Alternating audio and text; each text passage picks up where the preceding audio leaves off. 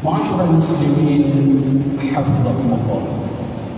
Marilah di hari yang penuh dengan kemuliaan dan keagungan ini kita selalu meningkatkan kualitas keimanan dan ketakwaan kita kepada Allah Subhanahu wa taala. Sebab hanya dengan berbekal keimanan dan ketakwaan yang berkualitas kita akan memperoleh kebahagiaan dalam hidup di dunia dan akhirat. Oleh karena itu Allah Subhanahu wa taala selalu berwasiat kepada kita umat Nabi Muhammad sallallahu alaihi wasallam dan juga kepada umat nabi-nabi terdahulu agar selalu berpegang teguh pada tali keimanan dan ketakwaan.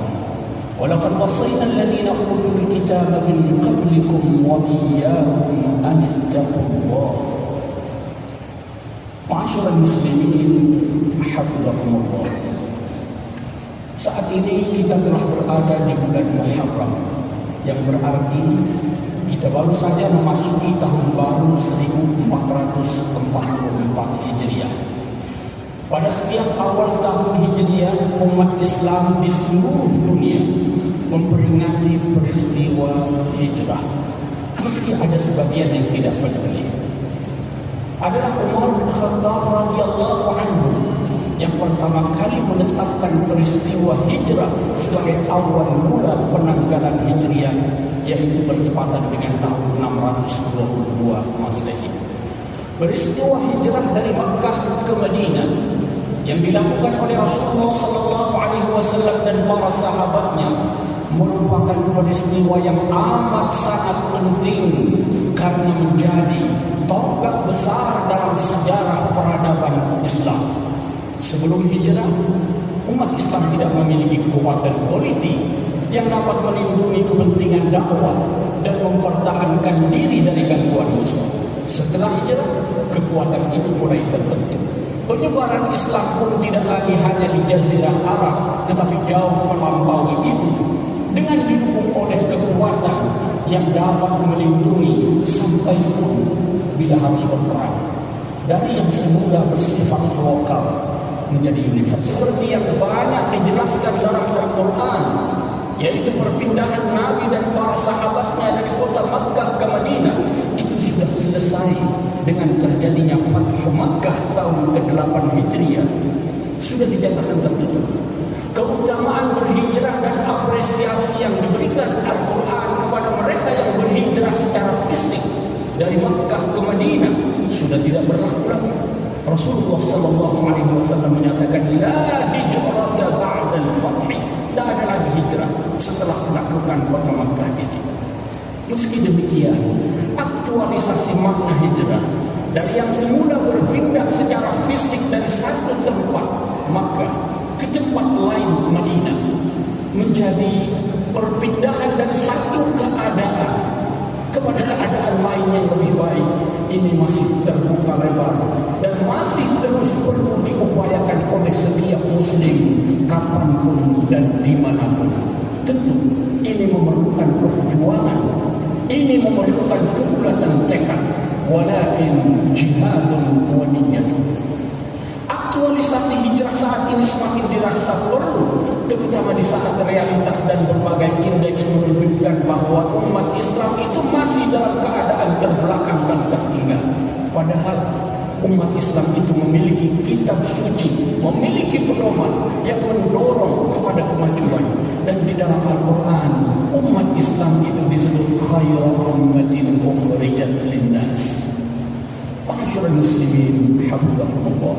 Beberapa tahun belakangan ini marak fenomena hijrah, terutama di kalangan generasi milenial dan muslim perkotaan. Komunitas hijrah bermunculan di berbagai kota. Bahkan hijrah telah menjadi tren gaya hidup anak-anak muda zaman now. Sebuah peristiwa, sebuah fenomena positif yang menunjukkan semakin menguatnya, semakin meningkatnya kesadaran beragama umat Islam. Setiap kita pasti pernah mengalami fase tertentu dalam hidup yang mengharuskan kita bertransformasi, melakukan perubahan, termasuk perubahan dalam sikap keberagamaan. Tentu kita tidak ingin fenomena tersebut hanya sebagai gaya hidup musiman. Kita juga tidak menginginkan tumbuhnya komunitas-komunitas tersebut mengarah kepada sikap eksklusif dalam beragama, yang menganggap dirinya lebih baik dari yang lain, yang menganggap dirinya paling islami dibanding yang lain yang tidak mengikuti tren tersebut. Kalau hanya sekedar lifestyle berhijrah hanya akan sebatas penampilan fisik atau cara berpakaian, tetapi substansi keberagamaan terabaikan. Kalau hanya sekedar lifestyle, kita khawatir akan terjadi arus balik hijrah ketika sampai pada titik klimaks, yaitu dalam bentuk pengendoran dalam beragama karena tidak puas dengan apa yang selama ini diterima. Menurut sebuah survei tahun 2019 di Turki, itu terjadi peningkatan orang yang tidak percaya pada agama itu hingga 3 kali lipat dalam 10 tahun terakhir ini. Penyebabnya seperti dilansir oleh banyak media adalah kekecewaan mereka pada penerapan Islam dalam kehidupan sehari-hari yang cenderung hanya bersifat formalistik. Bahkan dilaporkan juga selain menjadi ateis, banyak di antara mereka yang agnostik, percaya Tuhan tapi tidak beragama. Oleh karenanya menjadi penting bagi kita untuk memahami esensi dan makna hakiki dari hijrah itu. Secara bahasa, hijrah itu berasal dari bahasa Arab, hajar, yang memiliki makna dasar berkisar pada memutus, mengencangkan, menguatkan. Kalau kita lihat dalam Al-Mufradat karya Ar-Raghib Al-Asfahani, Al-Hajr itu berarti meninggalkan sesuatu, meninggalkan seseorang, baik secara fisik, secara lisan maupun secara hati. Di dalam Al-Quran ada ungkapan waqala ar-rasulu ya rabbi inna qaumi ittakhadhu hadzal qur'ana mahjura. Kaumku meninggalkan Al-Quran. Meninggalkan dengan apa? Dengan hati atau dengan hati dan lisan, tidak membacanya, tidak menghafalkannya, tidak memahaminya, tidak mentadabburinya, tidak mengamalkannya. Ini memang kata Al-Asfahani terkadang bisa dimaknai meninggalkan tempat secara fisik, tapi juga bisa dimaknai secara batin, yaitu meninggalkan dan menolak syahwat hawa nafsu, akhlak tercela dan kesalahan. Kata hijrah di dalam Al-Quran itu lebih banyak digunakan untuk makna perpindahan dari satu tempat ke tempat yang lain. Kita lihat misalnya dalam sejarah kehidupan Nabi terdahulu, Nabi Allah Ibrahim alaihissalam pernah berhijrah dari Babilonia, tempat kelahirannya, menuju beberapa tempat di Jazirah Arab seperti negeri Syam, Mesir, dan Mekah. Ketika beliau sudah tidak berdaya menghadapi ayahnya yang terlibat dalam melestarikan kemusyrikan dengan membuat patung, dan tidak berkekuatan menghadapi Namrud, penguasa tiran yang pernah berusaha untuk membakarnya, memasukkannya dalam kobaran api, ia pun menyatakan waqala inni dzahibun ila rabbi sayahdin. Dia pergi menuju Tuhannya. Dan dalam ayat lain dikatakan waqala inni muhajirun ila rabbi. Aku harus berpindah, aku harus berhijrah ke tempat yang diperintahkan oleh Tuhan. Demikian pula ketika beberapa orang pemuda Ashabul Kahfi melarikan diri, berhijrah dari kehidupan yang membelenggu kebebasan beragama dengan melarikan diri ke sebuah gua. Satu pertanda bahwa manusia itu tidak bisa menerima penindasan apapun bentuknya dan tidak mau menjadi korban kesewenang-wenangan. Jadi esensi hijrah itu adalah perubahan ke arah yang lebih baik dengan berpindah dari satu tempat, dari satu keadaan kepada tempat atau keadaan yang lebih baik. Di dalam Al-Quran, kata hijrah itu sering sekali disebut bergandengan dengan kata iman, dengan kata jihad. Misalnya dalam firman Allah Subhanahu wa taala, "Alladzina amanu wa hajaru wa jahadu fi sabilillahi bi amwalihim wa anfusihim a'dhamu darajatan 'inda Allah wa ulaika humul faizun." orang-orang yang beriman dan berhijrah serta berjihad di jalan Allah dengan harta dan jiwa mereka adalah lebih tinggi derajatnya di sisi Allah Subhanahu wa taala. Ini menunjukkan bahwa hijrah dan sikap perlawanan terhadap berbagai bentuk kezaliman, berbagai bentuk kemaksiatan merupakan buah dari keimanan yang tulus dan sejati.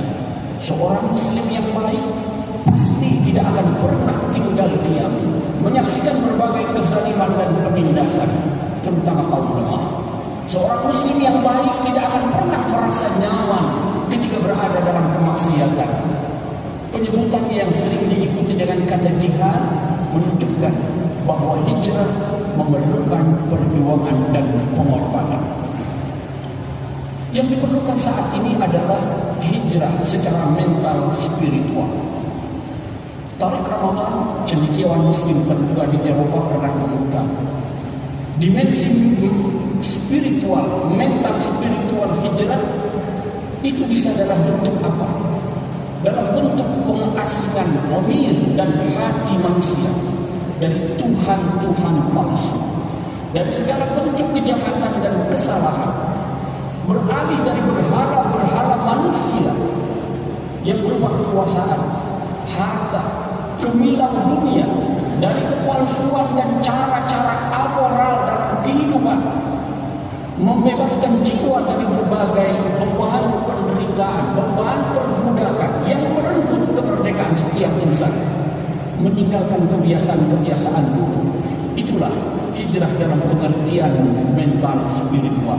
Dalam beberapa riwayat Rasulullah SAW menjelaskan bahwa hijrah sejati itu adalah ketika seseorang bertekad meninggalkan kemaksiatan, meninggalkan kejahatan, meninggalkan kebiasaan-kebiasaan buruk dan apa saja yang dilarang oleh Allah Subhanahu wa taala. Al-muhajirun man hajara ma nahallahu anhu. Berhijrah tidak harus memutus silaturahim dengan sahabat dan kerabat yang tidak berhijrah. Berhijrah tidak berarti mengasingkan diri lalu memusuhi atau memandang rendah mereka yang tidak berhijrah atau tidak sejalan dengannya. Berhijrah berarti bertekad. Berhijrah berarti berjuang keras untuk melakukan perubahan ke arah yang lebih baik, baik dalam konteks personal spiritual maupun secara bersama-sama dengan anggota masyarakat lainnya dalam konteks kehidupan berbangsa dan bernegara dengan melakukan kerja-kerja positif.